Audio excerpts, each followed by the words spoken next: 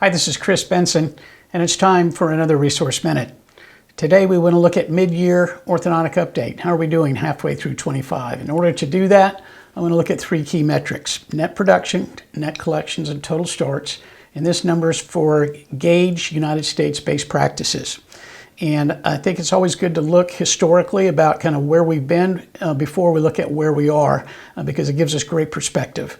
And so let's start in that pandemic year. And boy, that was a down year, but when you really think about it, could have been a lot worse. You guys did fantastic the last half of that year, but there's where we ended up on production, collections, and starts in 2020.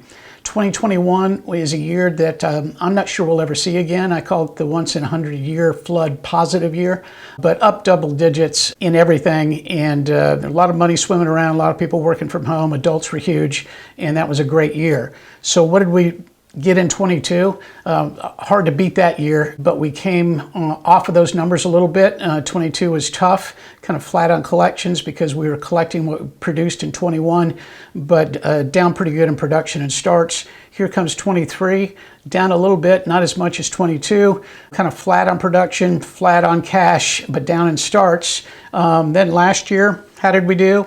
We were actually up 2% in production, up about 1% in collections, but still slightly down. We'll call it flat on starts. Where are we 6 months into the year? Boy, almost up 4% in production, almost 3% in collections, and 2% in starts. That's as well as we've done since that 2021 year. So I'm encouraged.